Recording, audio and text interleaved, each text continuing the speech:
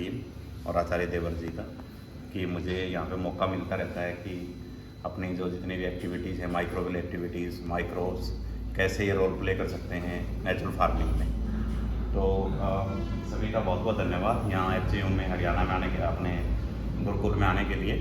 और आप कौन सा दिन है सर? इनका थर्ड डे? Third day. तो आप लोग काफ़ी चीज़ें हैं, जैसे क्योंकि बीइंग फ्रॉम महाराष्ट्र आप लोगों का बेस अच्छा है, फिर 2-3 दिन से आप यहाँ अपना गुरुकुल फार्म है और बायो फॉर्मुलेशंस हैं, ये देख रहे हैं, बेसिक कॉन्सेप्ट हैं, डॉक्टर साहब डिस्कस कर रहे हैं। तो हमारा मेजर जो आज का मेरा जो फोकस रहेगा वो माइक्रोब्स पे रहेगा कि बेसिकली जैसे कोई क्वेश्चन आता है, कोई किसान पूछता है, कोई साइंटिस्ट पूछता है कि नेचुरल फार्मिंग में जो माइक्रो ऑर्गेनिजम्स हैं ये कैसे रोल प्ले करते हैं, तो उससे रिलेटेड हम ज़्यादा फोकस रखेंगे। बाकी इन जनरल बीच में कोई भी क्वेरी हो तो अगर आपकी कोई ऐसी डिस्कशन नहीं हुई तो वो डिस्कस हम कर सकते हैं। तो role of microbes in natural farming, ये अभी कल एक कॉन्फ्रेंस किया एचयू में, उसमें मैंने प्रेजेंट किया था, रजिस्ट्रेशन नंबर वगैरह उसका लिखा रह गया ऊपर है ना, ये वहाँ पर इंटरनेशनल कॉन्फ्रेंस चल रही है। तो माइक्रोब्स बेसिकली नेचुरल फार्मिंग में क्या करते हैं और माइक्रोब्स क्या हैं और कैसे ये अपना रोल प्ले कर रहे हैं। ये देखिए, ये जो स्लाइड है इसको ये एक साइंटिफिक स्लाइड है कि कोई भी सूक्ष्म जीव है अगर वो वहाँ पे सोयल में है, प्लांट के कॉन्टेक्ट में है, एनवायरनमेंट में है, तो वो क्या क्या कर सकता है। एक सूक्ष्म जीव को, एक जीवाणु को हम कैसे यूज कर सकते हैं with respect to natural farming, या हमारा एनवायरनमेंट है, या फूड प्रोडक्शन सिस्टम है, या कोई भी सिस्टम है अर्थ के ऊपर, वहाँ पे जो माइक्रो ऑर्गेनिजम्स हैं वो रोल प्ले करेंगे। वो थैंक यू, ये रोल प्ले करेंगे। सबसे पहले होता है न्यूट्रिएंट साइकिल, कि जितने भी न्यूट्रिएंट्स हैं इनका साइकिल बना रहे। अगर ये न्यूट्रिएंट का साइकिल बना रहता है तो ओवरऑल सारी की सारी सस्टेनेबिलिटी है वो बनी रहती है। कोई भी न्यूट्रिएंट है अगर बीच में कहीं अटका या किसी रिकैल्सिट्रेंट कंपाउंड या आरडीएल कंपाउंड की फॉर्म में आया, तो वहाँ पे आप देखते हैं जैसे रोड पे जाम लग जाता है तो एक पर्टिकुलर जो न्यूट्रिएंट है वहाँ पे वो इकट्ठा होना शुरू हो जाता है, और जैसे वहाँ पे इकट्ठा हुआ तो हमारा जो माइक्रो क्लाइमेट है, जो इकोलॉजिकल बैलेंस है, वो वहीं से बिगड़ना स्टार्ट हो जाता है। तो मेन कहाँ से स्टार्ट होता है? ये होता है न्यूट्रिएंट साइकिल है, ये साइकिलिंग बनी रहे। अगर आप एग्रीकल्चर की बात करते हैं, अगर हम ओवरऑल बात करते हैं तो इसको हम बोलते हैं बायो जियो केमिकल साइकिलिंग, कि अर्थ के ऊपर जितने भी केमिकल्स हैं, जितने एलिमेंट्स हैं, न्यूट्रिएंट्स हैं, उनका साइकिल है, चक्र है, वो बना रहे। ये सबसे इम्पोर्टेंट है और इसमें सबसे ज़्यादा हमारे माइक्रोब्स हैं वो रोल प्ले करते हैं। कोई भी ले लीजिए आप, चाहे H2O है जो वाटर साइकिल है, या नाइट्रोजन साइकिल है, फॉस्फोरस साइकिल है, किसी भी एलिमेंट की आप बात करेंगे, किसी भी कंपाउंड की बात करेंगे, उसका कहीं ना कहीं, चाहे वो फूड चेन में, फूड वेब में रोल है, और उसमें आपको कहीं ना कहीं आपको माइक्रो ऑर्गेनिज्म दिखाई देगा। दूसरा है nitrogen fixation, biological nitrogen fixation. अब कोई भी प्लांट है या एनिमल है या कोई माइक्रो ऑर्गेनिज्म है आपके ऊपर, उसको नाइट्रोजन चाहिए, क्योंकि हमारी जो बॉडी है वो प्रोटीन से बनी हुई है। हमारी बॉडी में सबसे ज़्यादा क्या है? वाटर है। वाटर के बाद अगर बायोमोलिक्यूल्स की बात करेंगे, carbohydrates, proteins, lipids, nucleic acids, तो उसमें प्रोटीन सबसे ज़्यादा हैं और प्रोटीन को नाइट्रोजन चाहिए। हमारे जो न्यूक्लिक एसिड हैं उनको नाइट्रोजन चाहिए। हमारे स्ट्रक्चरल फंक्शनल जितने भी प्रोटीन हैं तो सबके अंदर नाइट्रोजन है। इसका मतलब जो नाइट्रोजन की रिक्वायरमेंट है वो सबसे ज़्यादा है। और अर्थ के ऊपर नाइट्रोजन कहाँ है सबसे ज़्यादा? अगर देखेंगे तो एटमॉस्फेयर के अंदर है, 78.2% वॉल्यूम बाय वॉल्यूम। तो अगर हम शुद्ध हवा के 100 हिस्से लेंगे तो उसमें 78 हिस्से अकेले नाइट्रोजन के हैं। लेकिन वो नाइट्रोजन हमारे काम की नहीं है। हम ब्रीदिंग करते हैं, नाइट्रोजन जाती है, बाहर आ जाती है, हमारे बॉडी को उसका कोई इफेक्ट नहीं है। ऐसे ही नाइट्रोजन प्लांट के कॉन्टैक्ट में आती है, प्लांट उसको यूज़ नहीं कर पाते। तो ये नाइट्रोजन, वातावरण की जो नाइट्रोजन है, उसको अगर हम यूज़ कर पाएँ तो किसके थ्रू यूज़ कर पाते हैं? माइक्रो ऑर्गेनिजम्स के, जो micro organism biological nitrogen fixation कर सकते हैं। बायोलॉजिकल नाइट्रोजन फिक्सेशन का मतलब ये हुआ, जो इनर्ट नाइट्रोजन है, आप सारे समझते हैं, जैसे नाइट्रोजन N2 की फॉर्म में देखते हैं हम, इंडिविजुअल नहीं होता ये, N ट्रिपल बॉन्ड N, तो दो एलिमेंट्स वो जुड़े हुए हैं ट्रिपल बॉन्ड से। ये बॉन्ड इतना स्ट्रॉन्ग होता है कि नॉर्मली ये टूटता नहीं है, लेकिन इसको कौन तोड़ता है? जो एक एंजाइम है नाइट्रोजिनेज। और ये कहाँ मिलता है? ये हमें मिलता है माइक्रोब्स में, बैक्टीरिया में, जैसे राइजोबियम है, प्रोटोबैक्टर है, एंजियोस्पाइरलम है। जो बायोलॉजिकल नाइट्रोजन फिक्सर्स हैं उस बॉन्ड को तोड़ देते हैं। उसके बाद नाइट्रोजन अकेला रहता है, इधर ये नाइट्रोजन है, ये ऑक्सीजन के साथ और दूसरे एलिमेंट्स के साथ रिएक्शंस करेगा और कंपाउंड्स बनाएगा, जैसे नाइट्रेट है, नाइट्राइट है, अमोनिया है, बहुत सारे कंपाउंड बनेंगे। वो उससे क्या है, नाइट्रोजन अवेलेबल फॉर्म में आ जाता है। पहले ये अनअवेलेबल फॉर्म में था, इनर्ट था, अब ये अवेलेबल फॉर्म में आया। किसकी वजह से? माइक्रोब्स की वजह से। और ये सबसे इंपॉर्टेंट चीज़ है। क्यों? क्योंकि सिर्फ माइक्रोब्स को ही भगवान ने पावर दी है, एक हथियार दिया है कि एटमॉस्फेरिक नाइट्रोजन को वो कैच करके प्लांट को दे सकते हैं। इसकी शुरुआत कहाँ से हुई? एक साइंटिस्ट थे अपने जो सॉरी वो रास्ते में जाते थे तो कहीं रास्ते में यूरिनेशन करते थे, पेशाब करते थे। एक पौधे पे पेशाब करते थे, वो लगातार कई दिन तक करते थे। उन्होंने कहा कि पौधा बहुत बड़ा हो गया, और साइड में एक और पौधा था जिसमें नहीं करते थे, वो बिल्कुल छोटा रहा। तो उन्होंने सोचा कि ये पौधा बहुत बढ़ रहा है। कुछ दिन के बाद फिर बाद में उन्होंने उस पर दूसरे को यूज़ करना स्टार्ट कर दिया, पहले वाले को छोड़ दिया, वो दूसरा भी ग्रोथ अच्छी आने लगी। कहने का मतलब ये कि उसकी ग्रोथ धीरे धीरे बढ़ गई। उनको लगा भी पेशाब में हमारे को ऐसी चीज़ है जो पौधे को न्यूट्रिएंट का काम कर रही है, और पेशाब में क्या होता है हमें पता है, यूरिया होती है ना।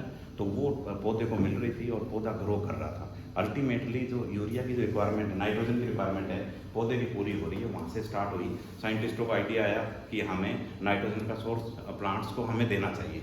फिर हैबर बोस, दो साइंटिस्ट थे, उन्होंने ये प्रोसेस की कि जो बायोलॉजिकल नाइट्रोजन फिक्सेशन है, इसकी बजाय अगर हम केमिकली सिंथेसाइज करें कि हमारी फैक्ट्री है उसके अंदर हम एक नाइट्रोजन की कोई ऐसी चीज़ बना लें, ऐसा कोई सोर्स बना लें, तो उन्होंने यूरिया बनाने का काम स्टार्ट किया। और यूरिया जब आप बनाते हैं तो बहुत हाई टेम्परेचर पे, बहुत हाई पीएच पे, और इसको कैटलिस्ट भी चाहिए, जैसे निकल है। तो निकल अल्टीमेटली फिर ये पॉल्यूशन भी कॉज करता है, और ये प्रोसेस है बहुत कॉस्टली पड़ती है। जब यूरिया बनती है, आप देखो कितना हमें पैसा लगाना पड़ता है, हमारा एनवायरनमेंट पोल्यूट हो रहा है। जबकि ये माइक्रो ऑर्गेनिजम्स हैं, जब ये बायोलॉजिकल नाइट्रोजन प्रोसेस करते हैं, ये नॉर्मल टेम्परेचर पे, रूम टेम्परेचर पे, और ये नाइट्रोजन को फिक्स कर देते हैं। जितनी दुनिया में यूरिया बनती नहीं है फैक्ट्रियों में, उससे ज़्यादा धरती पे हमारे जो बायोलॉजिकल नाइट्रोजन फिक्सर्स हैं, ये एटमॉस्फेयर से नाइट्रोजन लेके उसको फिक्स कर देते हैं, और पौधे को, एक प्लांट को एक नाइट्रोजन का सोर्स है वो दे देते हैं। तो सबसे इम्पोर्टेंट प्रोसेस है, जो बायो फर्टिलाइजर स्टार्ट हुए थे वो नाइट्रोजन फिक्सेशन से स्टार्ट हुए थे। जब भी आप बायो फर्टिलाइजर की बात करते थे, इसका मतलब हम सोचते थे कि नाइट्रोजन का सोर्स है, एक बैक्टीरिया है, वो हम दे रहे हैं। ये सबसे इंपॉर्टेंट है, इसको आप देखेंगे। उसके बाद है डिजीज सप्रेशन। आप नेचुरल फार्मिंग के अंदर देखो, आप सोचते हैं कि कोई डिजीज आ जाए तो उसका सप्रेशन कैसे हो। जो माइक्रो ऑर्गेनिजम्स हैं, इनके बहुत सारे ऐसे मैकेनिज्म्स हैं जो डिजीज को सप्रेस करते हैं। जो माइक्रो ऑर्गेनिजम्स हैं, ये बहुत सारे ऐसे कंपाउंड्स हैं, एक्टिव कंपाउंड हैं, बायो एक्टिव कंपाउंड हैं, जो ये प्रोड्यूस करते हैं, और वो दूसरे जो पैथोजन्स हैं उनको कंट्रोल कर देते हैं। तो जो पैथोजन कंट्रोल हो जाता है, उसके बाद मल्टीप्लिकेशन रुकेगी, या इनिबिशन होगा, या उसकी डेथ हो जाएगी। अल्टीमेटली जो डिजीज़ है वो सप्रेस हो जाएगी। और इसमें माइक्रो ऑर्गेनिजम्स हैं, हमारे सूक्ष्म जीव हैं, जीवाणु हैं, वो बहुत रोल प्ले करते हैं। प्लांट ग्रोथ प्रमोशन, अब प्लांट को डायरेक्टली और इनडायरेक्टली दोनों वेज से हमारे जो सूक्ष्म जीव हैं वो हेल्प करते हैं। डायरेक्टली कैसे? जैसे न्यूट्रिएंट्स देते हैं, नाइट्रोजन देते हैं, फॉस्फोरस देते हैं, पोटास देते हैं, और जितने भी अपने ट्रेस एलिमेंट्स हैं, माइनर एलिमेंट्स हैं या मेजर एलिमेंट्स हैं, वो देते हैं। और इनडायरेक्टली ये बहुत सारे ऐसे कंपाउंड हैं जो एंटी माइक्रोबियल्स हैं, जो ये पौधों को डिजीज़ कंट्रोल करने में हेल्प करते हैं। तो आप देखते हैं कि प्लांट ग्रोथ प्रमोशन 10-12 तरीके से होती है कि भी पौधे को न्यूट्रिएंट मिल गए। जब माइक्रो ऑर्गेनिजम्स का आपस में कंपटीशन होता है, दोनों का कंपटीशन होगा, जो यूजफुल बैक्टीरिया है और एक हार्मफुल बैक्टीरिया है, यूजफुल माइक्रो ऑर्गेनिजम्स है, एक हार्मफुल माइक्रो ऑर्गेनिजम्स है, तो दोनों में जो यूजफुल माइक्रो ऑर्गेनिजम्स है, ऑर्गेनिज्म है, वो सर्वाइव कर पाता है। उसके बाद सोइल स्ट्रक्चर, अब ये बड़ा इंपॉर्टेंट है। अब अपने देश में देख लीजिए, अब जितनी स्टेट है, हम महाराष्ट्र में गए, हमें वहाँ पे ब्लैक सोइल देखने को मिली, अलग से ऐसे अजीब सा लग रहा है, क्योंकि यहाँ पे हमें देखने को नहीं मिलती। कहीं आपको रेड सोइल दिखती है, कहीं आपको लाइट सोइल है, कहीं हैवी सोइल है। ये सोइल है, ये बड़ा इंपॉर्टेंट है। जैसे सोइल होगी, उसके जो पार्टिकल्स हैं या वहाँ पे एरेशन है, मॉइस्चर है, उनके अकॉर्डिंगली अपने माइक्रो ऑर्गेनिजम्स हैं वो वहाँ पे सर्वाइव करते हैं। अगर माइक्रो ऑर्गेनिज्म ज़्यादा होंगे तो एक्टिविटी ज़्यादा होंगे, माइक्रो ऑर्गेनिजम्स कम हैं जो एक्टिविटीज़ हैं वो कम होंगी, तो वहाँ की सोइल स्ट्रक्चर के हिसाब से हमारी जैसे क्रॉप्स होती हैं, सीज़न के हिसाब से क्रॉप्स होती हैं, उसी हिसाब से हमारे जो माइक्रो ऑर्गेनिजम्स हैं वो सीज़न के हिसाब से वहाँ पे आपको मिलेंगे। और जिस एरिया में भी हम नेचुरल फार्मिंग कर रहे हैं, वहाँ के क्लाइमेटिक कंडीशन के हिसाब से क्रॉप्स हैं और वहाँ के माइक्रो ऑर्गेनिजम्स हैं, उनको हमें एनरिच करना है, उसको हमें बढ़ाना है। बायोलॉजिकल पेस्ट कंट्रोल, अब पेस्ट को कंट्रोल करने का भी इसमें तरीका है। जैसे आप बायो फॉर्मुलेशन बनाते हैं, नीमास्त्र है, ब्रह्मास्त्र है, अग्नियास्त्र है। नेचर ने सब कुछ दिया है, हमारे नेचर के अंदर सब कुछ है। कंपाउंड किसी भी बीमारी को कंट्रोल करने के लिए, एक आदमी को हेल्दी बनाने के लिए, बीमार आदमी को ठीक करने के लिए, सब कुछ है, बस हमें पहचानने की ज़रूरत है। अपनी क्रॉप्स को ले लीजिए, अपनी फसलों को ले लीजिए, अपनी वेजिटेबल्स को ले लीजिए। आप जैसे मिर्च है, इसके अंदर कैप्साइसिन है जिसके अंदर एंटी माइक्रोबियल कंपाउंड है। एजरडिक्टीन है, जैसे नीम है, इसके अंदर आपको कंपाउंड है जो एंटी माइक्रोबियल है। लहसुन है, प्याज है, एलिसिन वो भी एंटी माइक्रोबियल कंपाउंड है। यूजिनोल है, एसेंशियल ऑयल्स हैं, तुलसी हैं। आप देखेंगे कि हर एक चीज़ का अर्थ के ऊपर कंट्रोल है, बस ये है कि हमें उसको पहचानना है, उसका सोर्स क्या है, कौन सा प्लांट है जिसके अंदर ये कंपाउंड मिलेगा, उसको हमें प्योरीफाई करना है, उसको हमें यूज़ करना है। आप देखेंगे कि उसकी एक्टिविटी हम चेक कर लेते हैं। तो ये बायो फॉर्मुलेशन हैं, जहाँ के हर्ब्स हैं, जहाँ के पेड़ हैं, ट्रीज़ हैं, किसान को वहाँ मिलते हैं, उसी के अकॉर्डिंगली उनका वहाँ पे कंट्रोल मिलेगा। और वो चीज़ है वो हम नेचुरल फार्मिंग में उसको मैक्सिमम यूटिलाइज करते हैं। वेस्ट डिकम्पोजिशन, जैसे वेस्ट डिकम्पोजिशन कोई भी अवशेष है, जैसे पैडी स्ट्रो है, राइस का स्ट्रो या वीट का स्ट्रो या कोई भी अवशेष है, उसका डिकम्पोजिशन बहुत ज़रूरी है। अब उसका डिकम्पोजिशन अगर खेत में हो जाता है, खेत से जितनी चीज़ें ली हैं हम लगभग खेत को वापस दे रहे हैं। उसके अंदर एक तो ये देखो ऑर्गेनिक कार्बन कितना दे रहा है, ये अल्टीमेटली जितने माइक्रो ऑर्गेनिजम्स हैं उनके लिए फूड है। दूसरा, कोई भी ट्रेस एलिमेंट है वो जो जा रहा है सीड में जा रहा है, लेकिन अल्टीमेटली जो बायोमास में था वो दोबारा हम वहाँ पे मिला रहे हैं। तीसरा, जो माइक्रोबियल एक्टिविटीज़ हैं वो मैक्सिमम हो जाएंगी, क्यों, उनके लिए सबस्ट्रेट है वो काफ़ी है। और चौथा, ये स्लो रिलीज होता है। अब कोई भी आप वेस्ट मिलाते हैं, अब जैसे वेस्ट डिकम्पोजर की बात करते हैं, अगर हमने डिकम्पोजर डाला तो इमीडिएटली वो डिकम्पोज हो जाता है, मान लिया 10-15 दिन में, इतना ज़्यादा सबस्ट्रेट हो जाएगा, उसको हमारे यूजफुल बैक्टीरिया, हमारे पैथोजेनिक बैक्टीरिया सारे के सारे यूज़ करेंगे। लेकिन अगर स्लो रिलीज है, जितना प्लांट्स को चाहिए मिलता जाएगा, जितना माइक्रो ऑर्गेनिजम्स को चाहिए मिलता जाएगा, और एक्सेस भी नहीं होगा और डेफिशिएंसी भी नहीं होगी। तो नेचर के अंदर है जो वेस्ट डिकम्पोज हम करते हैं, डिकम्पोजिशन प्रोसेस होती है, इसको माइक्रोब्स के टर्म्स में देखें तो बायो डिकम्पोजिशन बोलेंगे, क्योंकि ये बायोलॉजिकल ओरिजिन के ऑर्गेनिजम्स हैं। और ये हमारा जो डिकम्पोज है, हमारा जो वेस्ट है उसको डिकम्पोज कर रहे हैं, और ये मैक्सिमम यूजफुल है। चाहे आप मल्चिंग कर रहे हैं तो भी अल्टीमेटली उसमें डिकम्पोजिशन होती है, या हम चॉपिंग करके उसके अंदर डाल रहे हैं तो भी अल्टीमेटली उसमें होती है, या हम सुपर सीडर है या जीरो टिलेज कर रहे हैं, कोई भी प्रोसेस कर रहे हैं, उसमें जो वेस्ट है अल्टीमेटली हम उसको सॉइल के अंदर डाल रहे हैं या इनडायरेक्टली उसको इनकॉर्पोरेट कर रहे हैं, और अल्टीमेटली वो सबस्ट्रेट का काम करेगा। बायो फर्टिलाइजर्स, अब जैसे जो टर्म है फर्टिलाइजर, ये इनको न्यूट्रिएंट्स चाहिए, और अगर कोई माइक्रो ऑर्गेनिज्म है या कोई लिविंग ऑर्गेनिज्म है वो फर्टिलाइजर का काम कर रहा है तो उसको हम बायो फर्टिलाइजर बोलते हैं। और बेसिकली आपने देखा होगा बायो फर्टिलाइजर 3 तरह के, एक एसोसिएटिव टाइप है, एक फ्री लिविंग है, और एक है सिम्बायोट। तो कोई भी आप पल्सेस देखेंगे, प्लांट देखेंगे, पौधा दाल वाला, उसकी जड़ों में आपको गांठें मिलेंगी, नोड्यूल्स हम जिनको बोलते हैं, और इन नोड्यूल्स का जो कलर है वो पिंक मिलेगा। इसका मतलब उसके अंदर बैक्टीरिया है। पिंक कलर किसकी वजह से है? लैग हीमोग्लोबिन की वजह से। जो हीमोग्लोबिन है उसकी वजह से अपना कलर है जो ब्लड का रेड है, ऐसे वो लैग हीमोग्लोबिन है उसकी वजह से उसका कलर है वो पिंक है, और पिंक दिखता है, इसका मतलब उसके अंदर राइजोबियम बैक्टीरिया है, राइजोबियम, रेड राइजोबियम। तो ये बैक्टीरिया बायोलॉजिकल नाइट्रोजन फिक्सेशन करते हैं, और ये परमानेंट हाउस है इनका। जैसे वो प्लांट को निकालेंगे बैक्टीरिया निकल जाएंगे, बहुत कम बैक्टीरिया हैं जिनके अंदर एडेप्टेशन आएंगे, वो मिट्टी के अंदर सर्वाइव करेंगे। अदरवाइज आप राइजोबियम का नंबर है, अगर आप उसको आइसोलेट करना चाहें सॉइल से तो बड़ी टीडियस जॉब होगी, अगर नोड्यूल से निकालना चाहें बहुत जल्दी निकल जाएगा। उसके अलावा ऐसे बैक्टीरिया भी हैं जो फ्री लिविंग हैं, जैसे अजोटोबैक्टर है।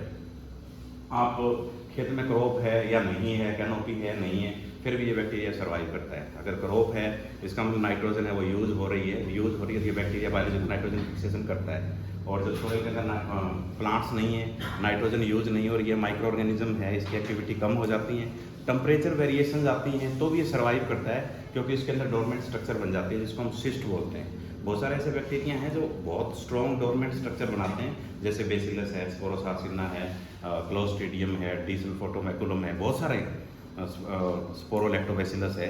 ये ऐसे बैक्टीरिया हैं जो एंडोस्पोर्स बनाते हैं। बहुत हाई टेम्परेचर हो जाएगा तो भी कोई असर नहीं होगा, लेकिन इसके अंदर सिस्ट बनते हैं। एंडोस्पोर जैसा तो नहीं है, लेकिन फिर भी टेम्परेचर वेरिएशन, जैसे अपने इस एरिया में गर्मी के दिनों में जब लू चलती हैं, टेम्परेचर 48, 49, 49.5, मतलब इतना हाई टेम्परेचर हो जाता है, उन दिनों भी ये बैक्टीरिया सर्वाइव करता है और बायोलॉजिकल नाइट्रोजन फिक्सेशन करता है। तीसरा जो बैक्टीरिया है टाइप है अपना, वो एसोसिएटिव टाइप है, जैसे एजोस्पाइरलम है। एजोस्पाइरलम क्या करता है? बायोलॉजिकल नाइट्रोजन फिक्सेशन करता है, लेकिन इसको मॉइस्चर चाहिए और ग्रीनरी चाहिए। अपने खेत के अंदर कैनोपी अच्छी है, ग्रीनरी अच्छी बनी हुई है, जैसे गेहूं का खेत है, आप देखेंगे फरवरी में या जनवरी के लास्ट में, या अपना गन्ने का खेत है, जब पूरी कैनोपी होती है उस टाइम ये बैक्टीरिया आता है और मैक्सिमम ये बायोलॉजिकल नाइट्रोजन फिक्सेशन करता है। तो आप देखेंगे कि टेम्परेचर के हिसाब से जैसे जैसे वेरिएशंस आ रही हैं, ये हमारे बैक्टीरिया ये अपना काम करते रहते हैं। एक का नंबर कम होता है, दूसरे का ज़्यादा हो जाता है, दूसरे का कम होता है, इसका ज़्यादा हो जाता है, या तीसरे का हो जाता है। जब सोइंग होती है उस टाइम अलग तरह के माइक्रोबियल कम्युनिटीज़ हैं, जब हार्वेस्टिंग कर रहे हैं तब अलग तरह के माइक्रोबियल कम्युनिटीज़ हैं। और जो बायोलॉजिकल नाइट्रोजन प्रोसेस है ये इंड्यूसिबल सिस्टम के अंदर है। जैसे हम यूरिया डाल देते हैं, वहाँ पे सोइल की यूरिया की कोई कमी नहीं है, तो ये बैक्टीरिया बायोलॉजिकल नाइट्रोजन फिक्सेशन नहीं करेगा। तो इतनी लेबर अपनी काम कर रही थी, और अगर हम यूरिया डाल देते हैं और एक लेवल आ गया नाइट्रोजन का, उसके बाद इसने बायोलॉजिकल नाइट्रोजन फिक्सेशन करना बंद कर दिया। धीरे धीरे सुप्त हो गया, इसका नंबर है वो कम हो गया, और हमारी ज़मीन अल्टीमेटली उसकी फर्टिलिटी पे इफेक्ट आएगा।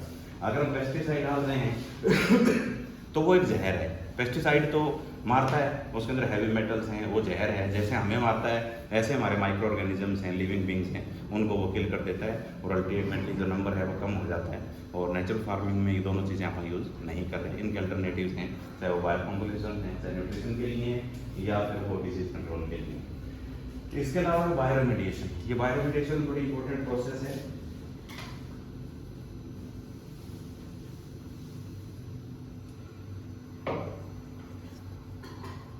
ठीक चल रहा है? हाँ, बायोरेमेडिएशन एक ऐसी प्रोसेस है, बायो मतलब लिविंग ओरिजिन का, और रेमेडिएशन इलाज करना। जैसे हमने कई साल तक पेस्टिसाइड डाल दिए, या हमारे खेत में हम ऐसा पानी यूज़ कर रहे हैं जिसमें हैवी मेटल्स हैं, या कोई और कंटेमिनेंट है, या हम ऐसा पानी यूज़ कर रहे हैं जो एफ्लुएंट है, वेस्ट वाटर है किसी इंडस्ट्री का, उससे क्या हुआ, हमारी ज़मीन है वो ख़राब हो गई, उसके अंदर कंपाउंड्स आ गए जो टॉक्सिक भी हैं, रिकैल्सिट्रेंट भी हैं। टॉक्सिक हैं तो हमारा माइक्रोफ्लोरा वैसे नहीं हो पाता, और जो रिकैल्सिट्रेंट हैं वो ऐसे कंपाउंड हैं उनको तोड़ नहीं पाते, तो उनको ना प्लांट यूज़ कर पाते और ना माइक्रो ऑर्गेनिजम्स। इसमें भी हमारे कुछ ऐसे बैक्टीरिया हैं जैसे सुडोमोनास है, उसके अंदर प्लाज्मिड्स होते हैं। प्लाज्मिड एक्स्ट्रा क्रोमोसोमल है, अलग तरह का जीन है जो बैक्टीरिया के लिए असेसरी है, नेसेसरी नहीं है। सारे बैक्टीरिया में नहीं है, वो किस में है, वो बहुत कम बैक्टीरिया में है, और उन बैक्टीरिया के अंदर एक एक्स्ट्रा क्वालिटी होती है। तो सुडोमोनास कॉम्प्लेक्स कंपाउंड को भी यूटिलाइज कर लेता है, रिकैल्सिट्रेंट कंपाउंड्स को भी ये यूज़ कर लेता है। जैसे पहले अपने जो पेन, आजकल आप पेन किलर लगाते हैं, ये आती है ना मूव वगैरह, ऐसे पहले आयोडेक्स आती थी, तो बड़ा कॉम्प्लेक्स कंपाउंड होता है, उसको आप रखते हो खराब नहीं होता, लेकिन उसमें भी महीने डेढ़ महीने बाद देखेंगे बैक्टीरिया ग्रोथ आनी स्टार्ट हो जाएगी। वो कौन सा बैक्टीरिया है, सुडोमोनास है, और वो कॉम्प्लेक्स कंपाउंड को तोड़ के और उसको ब्रेक डाउन करता है, फिर वो न्यूट्रिएंट्स हैं प्लांट्स को अल्टीमेटली मिल जाते हैं। तो जितनी भी मिट्टी अपनी ख़राब हो रही है, तो उसमें अगर हमने नेचुरल फार्मिंग स्टार्ट कर दी, उसके बाद इस तरह के बैक्टीरिया हैं वो सर्वाइव करेंगे। नॉर्मल बैक्टीरिया हैं या जिनकी रिक्वायरमेंट ज़्यादा है, जो पैथोजेंस हैं, वो सर्वाइव नहीं करेंगे। क्यों? क्योंकि उनके लिए न्यूट्रिएंट्स अवेलेबल नहीं है। न्यूट्रिएंट्स अवेलेबल कौन करा सकते हैं? ये बैक्टीरिया जो कॉम्प्लेक्स कंपाउंड के ऊपर भी एक्ट कर सकते हैं। इसमें सारी तरह की रेमेडिएशन होती हैं। माइक्रो रेमेडिएशन है जिसमें फंगस इन्वॉल्व है, राइजो रेमेडिएशन है जिसमें रूट इन्वॉल्व है, राइजोस्फीयर है, ऐसे ही हमारी एल्गी है वो इन्वॉल्व है, बैक्टीरिया है वो इन्वॉल्व है। आप देखेंगे कि हमारी मिट्टी है उसको ठीक करने का काम माइक्रो ऑर्गेनिजम्स कर रहे हैं। और कब कर रहे हैं? ये जब कर रहे हैं जब हम नेचुरल कंडीशंस उनको प्रोवाइड कर रहे हैं। नेचुरल कंडीशंस नहीं है तो सारी तरह की कम्युनिटीज़ नहीं है, सारी तरह की कम्युनिटीज़ नहीं है तो एक सक्सेशन प्रोसेस नहीं हो पाएगी। सक्सेशन प्रोसेस नहीं हो रही तो कॉम्प्लेक्स से लेके सिंपलेस्ट जो हमारा मॉलिक्यूल है जो अवेलेबल है प्लांट को, वो नहीं मिल पाएगा। सिम्बायोटिक रिलेशनशिप में जैसे मैं आपको बताया कि बेसिकली ये परमानेंट रिलेशनशिप होती है बैक्टीरिया के, माइक्रो ऑर्गेनिजम्स की और प्लांट की। अब जैसे कुछ होते हैं टेम्परेरी, जैसे जिसको हम एंडोफिटिक बोलते हैं। तो एंडोफाइट्स में क्या होता है कि जैसे प्लांट के कॉन्टैक्ट में आता है बैक्टीरिया, कुछ दिन के लिए उसके साथ रहता है, फिर दूर भी हो जाता है तो भी सर्वाइव कर रहा है, प्लांट भी सर्वाइव कर रहा है, वो अपनी एक्टिविटी कर रहा है। लेकिन जो सिम्बायोटिक है उनको अलग कर दोगे तो दोनों का रहना है वो मुश्किल हो जाएगा। रेजिलियंस टू स्ट्रेस है। अब जब कोई भी स्ट्रेस आती है तो हमारे माइक्रो ऑर्गेनिजम्स हैं ये लिविंग हैं, ये अपने इनके अंदर अडेप्टेशंस आती हैं। अब ह्यूमन बीइंग देखो, वह धरती के ऊपर कितने इंसान हैं, लेकिन जो इंसान जिस देश में रहा है उसकी 7 पीढ़ी उस देश में रह रही हैं, उनमें अडेप्टेशंस आ गई हैं। उनकी लैंग्वेज उस हिसाब से हो गई, उनका रहन सहन है क्लाइमेट के हिसाब से अपने आप को सही रह पा रहा है। अब यहाँ लू चलती हैं तो हम आराम से रह लेते हैं, और अमेरिका में टेम्परेचर डाउन है, यूरोप में टेम्परेचर डाउन है 10-15 है, तो भी उनको वो कहते हैं नॉर्मल, और अपने जैसे वो 15 में जैसे लगता है बड़ी ठंड है ना। तो ये अडेप्टेशंस हैं। ऐसे ही बैक्टीरिया के अंदर अडेप्टेशंस हैं और उस इन्वायरमेंट के अकॉर्डिंगली हैं। तो उस इन्वायरमेंट में जैसे क्रॉप्स हो रही हैं, उनके जो रूट एक्सुडेट्स हैं उनको वो एज ए फूड यूज़ कर पा रहे हैं। उनके अंदर जो टेम्परेचर्स हैं वो टेम्परेचर उन कंडीशंस के लिए, उस बैक्टीरिया के लिए ऑप्टिमम हो गए। वहाँ की जो मॉइस्चर है जिसके लिए सूटेबल है वही बैक्टीरिया या माइक्रो ऑर्गेनिज्म से सर्वाइव करेगा। कंडीशंस तो वही हैं। जैसे डॉक्टर यहाँ है, एक इंसान डॉक्टर अमेरिका में है, एक इंसान है यूरोप में डॉक्टर है, यहाँ भी डॉक्टर है तो काम तो उसको वो डॉक्टरी वाले करने हैं, लेकिन एक अमेरिका का डॉक्टर, एक इंडिया का डॉक्टर, आप उनको देखेंगे, उनका जो फीलिंग है, उनकी लैंग्वेज है, उनकी जो एडेप्टेशन है वो अलग अलग है। तो बैक्टीरिया वही है, अगर वो बैक्टीरिया अमेरिका से लाके हम अपनी यहाँ मिट्टी में डालेंगे, हो सकता है वो ना परफॉर्म कर पाए। ऐसे ही अपना यहाँ ले जाके यूरोप में ले जाएंगे अपना, तो वो ना परफॉर्म कर पाए। तो इसलिए हम जो लोकल होता है, वहाँ की जो कंडीशंस हैं, वहाँ का जो माइक्रो ऑर्गेनिजम्स है, उसको मैक्सिमम यूटिलाइज करते हैं। तो इसमें जैसे आप देसी काऊ की बात करते हैं, इसलिए करते हैं क्योंकि वो फुली अडेप्टेड है, और उसका जो डाइजेस्टिव सिस्टम है वो आप देखेंगे, और उसके बाद जो मेटाबोलाइट्स हैं काऊ डंग के अंदर वो देखेंगे, तो सारे के सारे उस एनवायरनमेंट के अकॉर्डिंग सूटेबल हैं, और उसमें biodiversity of micro organisms is existing. फिर फर्मेंटेशन की एक प्रोसेस होती है बेसिकली। फर्मेंटेशन को अगर डिफाइन करें तो ये जो कुछ कंपाउंड्स होते हैं वो दूसरे यूजफुल कंपाउंड में कन्वर्ट हो जाते हैं, और ये एनारोबिक प्रोसेस होती है। तो मिट्टी के अंदर भी ऐसी कंडीशन है वो क्रिएट हो जाती हैं। आप जो कुछ बायोफॉर्मुलेशन बनाते हैं इसके अंदर भी ऐसी कंडीशन होती है जिसमें माइक्रो एरोफिलिक कंडीशन आ जाती है, फैकल्टेटिव बैक्टीरिया होते हैं, या कुछ ऐसी कंडीशन आ जाती है जिसमें एनारोबिक कंडीशन हो जाती है कि ऑक्सीजन के कॉन्टैक्ट में ही नहीं आते। तो उस प्रोसेस से बहुत सारे कंपाउंड बनते हैं, और वो कंपाउंड हम नेचुरल फार्मिंग के अंदर यूज़ करते हैं। बहुत सारी प्रोसेसेस हैं जो मिट्टी के अंदर हो रही हैं, और वो प्रोसेसेस हमारी मिट्टी की जो फर्टिलिटी है उसको इंक्रीज करने में भी हेल्प कर रहे हैं। अल्टीमेटली ये सारी प्रोसेसेस हैं, बायो ट्रांसफॉर्मेशन है, ऑक्सीडेशन रिडक्शन है, जितनी भी प्रोसेसेस हैं, सारी की सारी प्रोसेसेस के अंदर हमारे micro organisms through enzymes they are involved directly और इनडायरेक्टली।